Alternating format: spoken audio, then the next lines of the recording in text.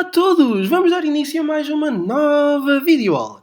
Nesta videoaula, irei realizar dois exercícios referentes à disciplina de Físico-Química, a parte física, de 10º ano. Irei então abordar exercícios do tópico, ou do subtópico, ou do tema do Teorema da Energia Cinética e afins. Claro que depois há sempre outras questões inerentes, lá está. Mas vamos então proceder ao primeiro exercício. Exercício número 1, que tem várias linhas. Vamos aqui ver. Ora, a mãe de um rapazinho chamado Vasco esqueceu-se da chave de casa. Ela pediu ao Vasco que a largasse da varanda. Como tal, o Vasco larga a chave numa posição que dista 5 metros do solo. Portanto, basicamente ele está no andar de sua casa, não é?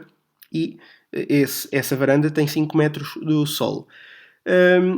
Desprezando a existência de resistência do ar durante o percurso e considerando a massa da chave 120 gramas, pesadita, e reduzindo também a chave ao seu centro de massa, e agora vêm as questões todas, representa todas as forças aplicadas sobre a chave no seu movimento de queda. Portanto, aqui nem vou colocar dados ainda, vou apenas representar a chave como uma partícula e quais são as forças que estão a ser aplicadas na chave. É o peso. Quais são? É o. Isto, em termos de português não é nada agradável, mas há uma força a ser aplicada que é o peso. Ok? Agora, havia mais, mas pedem para desprezar a resistência do ar. Por isso, acho que não há grande dificuldade de se entender. Portanto, na linha A, sendo a chave esta partícula, este pontinho, a força que está a ser aplicada na chave é o peso devido à interação terra-chave. Ok? Vamos então à segunda linha. E a segunda linha diz o seguinte. Calcula, considerando o movimento da chave, e o movimento da chave é para baixo, e agora tem várias subalíneas. Portanto, primeira, a resultante das forças aplicadas sobre a chave. Bom, mais uma vez, a resultante das forças, ou a força resultante, não é nada mais, nada menos do que o peso. Não há outra.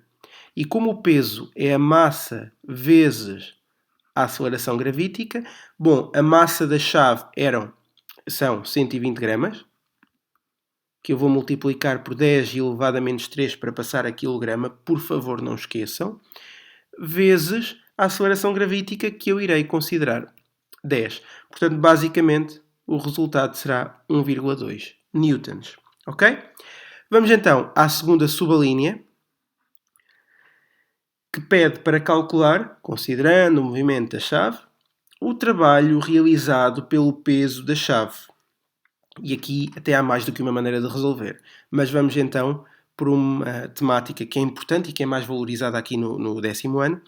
O trabalho do peso é nada mais, nada menos que o simétrico da variação da energia potencial gravítica. Que eu aqui vou só colocar energia potencial, EP.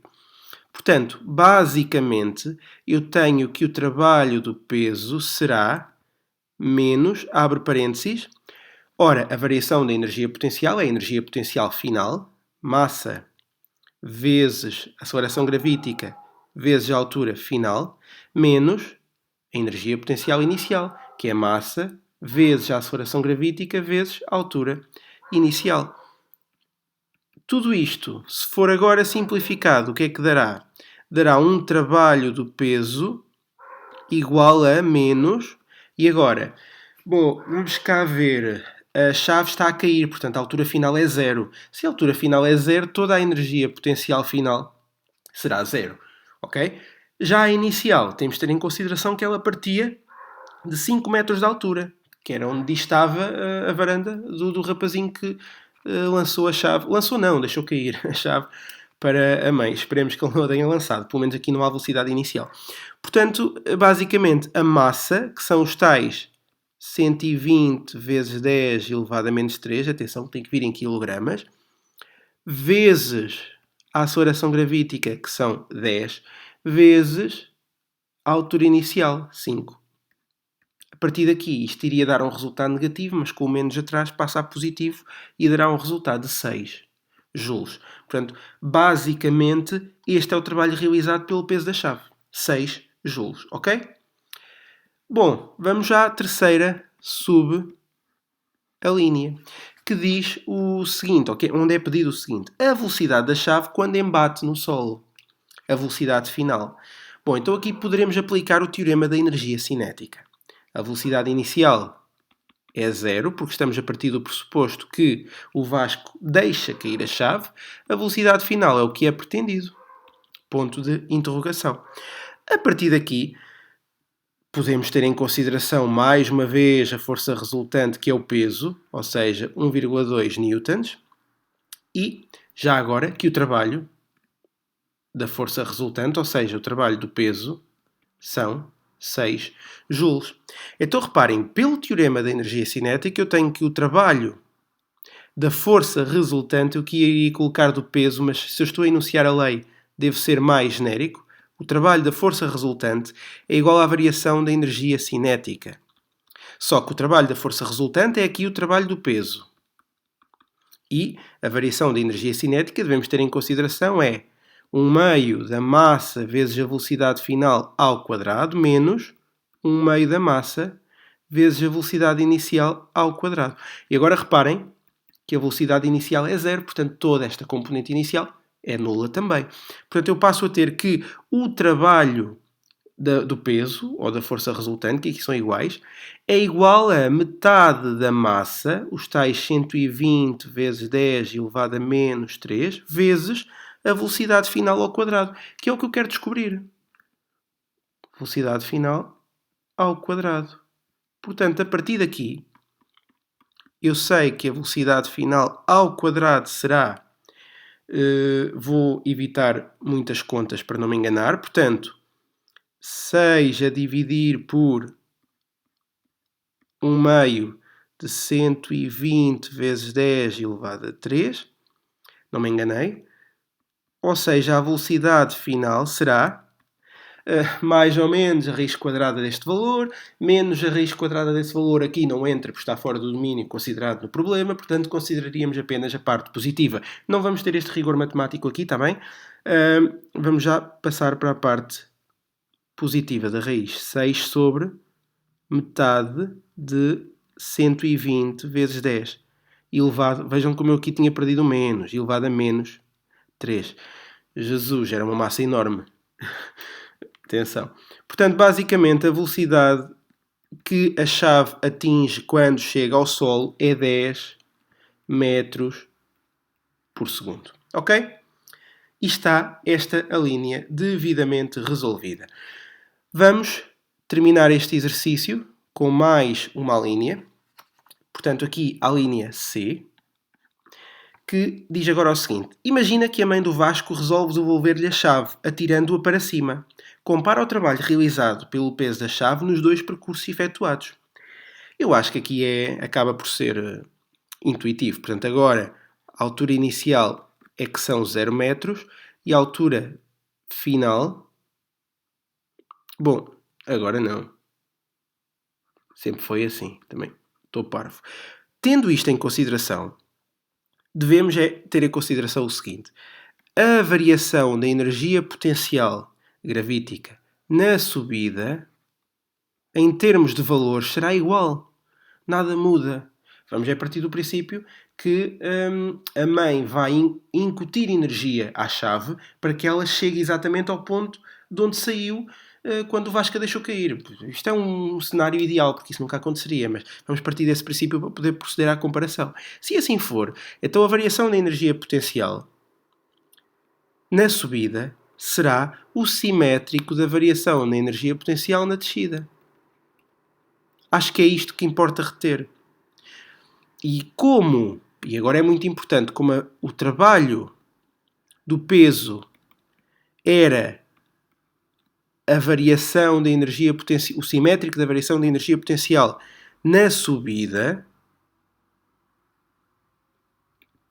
então significa que o trabalho do peso na descida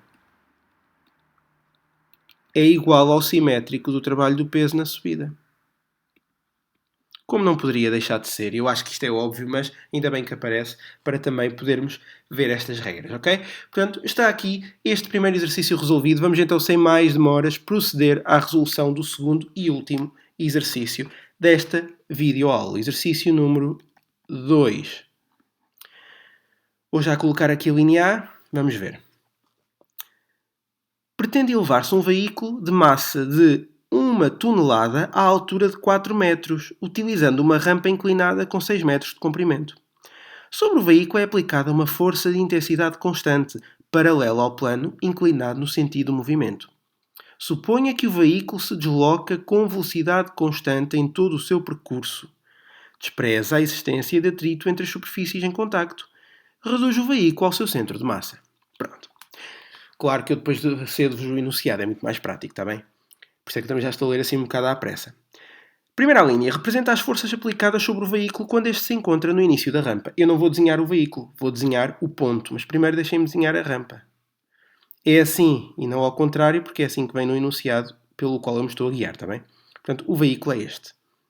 Aqui há um ângulo que é considerado o ângulo θ, e basicamente vou agora representar as forças. Só realçar uma coisa, realçar que há aqui eu vou considerar deslocamento, que são 6 metros, e aqui uma altura que são 4 metros. Certo? Basicamente é este o dado. Eu vou a partir do princípio que o veículo vem mesmo aqui até ao topo, que é para elevar os tais 4 metros. A massa do veículo é 1 tonelada, ou seja, deixem-me aqui 1 tonelada, ou seja, 1000 quilos. E basicamente eu acho que não há mais informações, pelo menos se houver eu entretanto também ressalvo. Agora, vamos então representar as forças. Há duas formas de fazerem isto. Há a forma errada e a forma correta. Estou a brincar, as duas são corretas, mas vocês podem considerar o referencial assim, normal.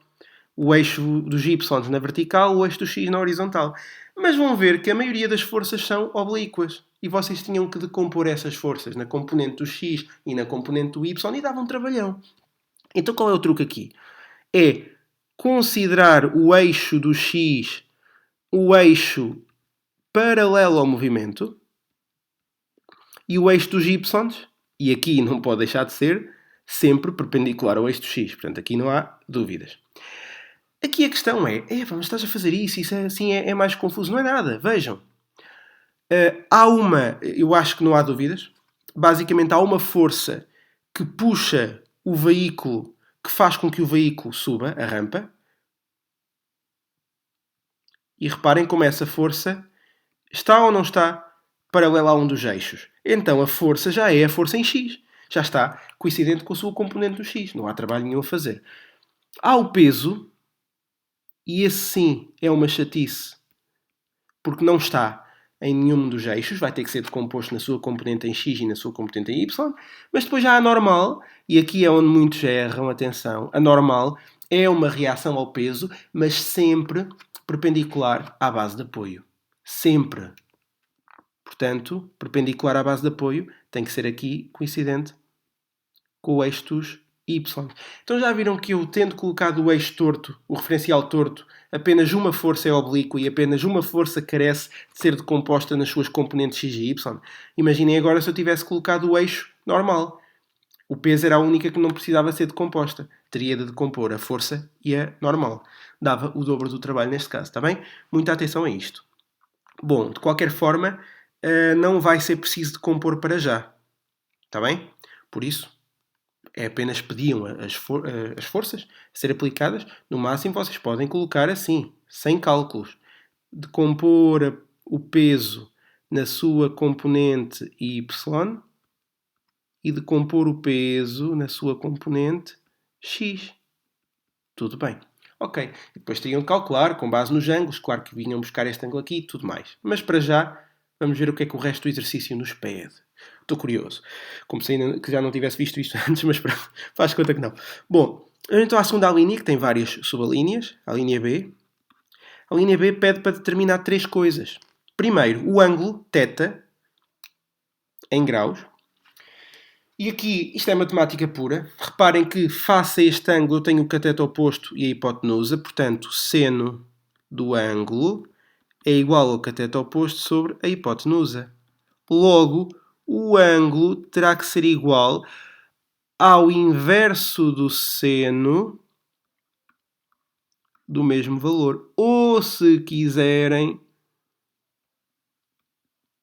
ao arcosseno. Mas podem colocar seno menos 1, que é assim que vem nas calculadoras, ou pelo menos na sua maioria, ok? Dará 42 graus e a linha B, já cometi aqui um erro, porque era a B, mas era a primeira das três subalíneas da B, dá 42 graus, ok? Vamos então à segunda subalínea, e a segunda subalínea pede a inclinação do plano em percentagem.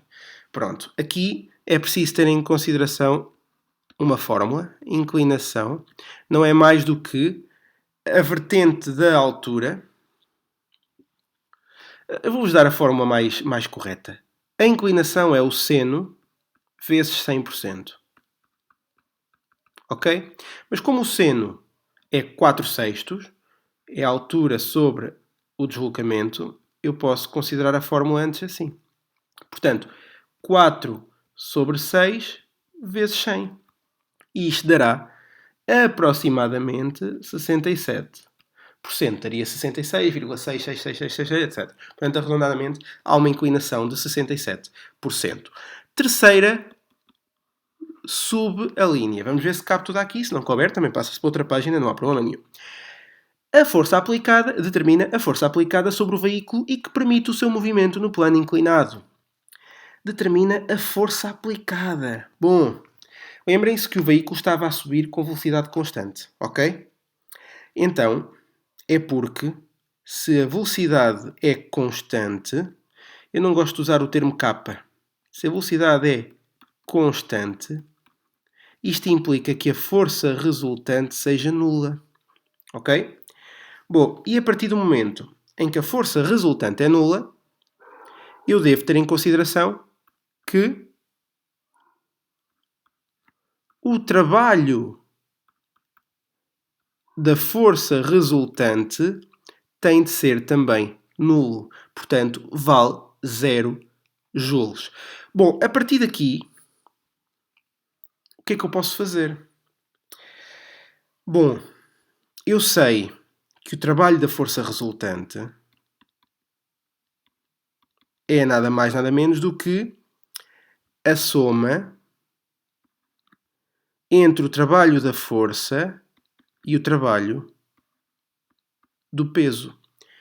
Está a atuar aqui a força que está representada e está a atuar o peso. Portanto, podemos considerá-los. E posso também considerar que dão 0. Logo, eu posso dizer que o trabalho da força é igual ao simétrico do trabalho do peso. Até aqui eu acho que não restam dúvidas. Agora, e eu já resolvi um exercício assim, posso também considerar uma coisa, que é o trabalho da força, então, será, vou considerar o menos que já cá está, será, quem é o trabalho do peso? Olha, o trabalho do peso é menos a variação da energia potencial. Ah, então menos com menos dá mais. Certo. Então eu concluo que o trabalho da força exercida no veículo é igual à variação da energia potencial. E agora é só estimar a energia potencial. Massa vezes a aceleração gravítica vezes a altura final, que reparem, são os 4 metros, menos massa vezes a aceleração gravítica vezes a altura inicial. Bom, e eu digo que a altura final é 4 metros, então digo que a altura inicial é 0. Se eu metesse uma altura inicial de 10, a final era 14. Faz de conta. Faz de conta não, era mesmo. Mas faz de conta é o 10. Mas não ganho nada com isso. Portanto, quando é para admitir, eu admito sempre 0. E esta altura final é que serão os 4 metros. Portanto, se aqui é 0, toda esta componente será 0.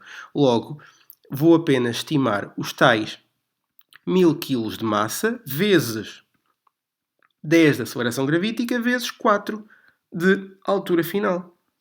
1000 vezes 10, 10.000 vezes 4, 40.000 joules. Ou porque é mais correto, o trabalho da força será então 4 vezes 10 elevado a 4 joules. Ok? Bom, mas não era isto que pediam. Pediam a força aplicada, não pediam o trabalho da força aplicada. Mas reparem, a partir daqui eu sei que o trabalho da força é a força vezes o deslocamento vezes o cosseno do ângulo, que é o ângulo do movimento. Então, a nossa força terá que ser o trabalho a dividir pelo deslocamento vezes o cosseno do ângulo. Ora, se vocês olharem para a força está no sentido e na direção do movimento. Portanto, o ângulo aqui será 0. Cosseno de 0 dá 1. Então, basta-me pegar no trabalho, que deu 4 vezes 10 elevado a 4, e deu um trabalho enorme a estimar, e dividir pelo deslocamento. Então, mas quanto é que é aqui o deslocamento? Bem, ele desloca 6 metros, é o que é dito aqui. Então, a dividir por 6. Ora, o resultado final deste valor dá 6.666,67 newtons.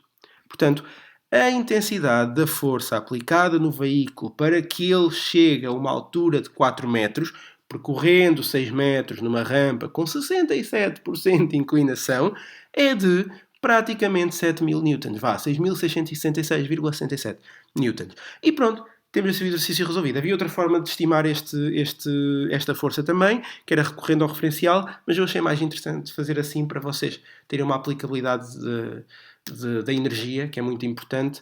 Depois a parte dos referenciais vem-se noutros exercícios, vê-se mais vezes e é mais fácil de treinar. Pronto. Espero que tenham gostado, tenho a videoaula terminada, qualquer dúvida já sabem, têm onde me encontrar na descrição de cada vídeo, portanto não hesitem em contactar e é tudo. Não esqueçam de deixar gosto no vídeo, subscrever o canal e partilhá-lo com todos os vossos amigos. Da minha parte é tudo e já sabem, desejo as maiores felicidades. Um forte abraço físico a todos! Adeus!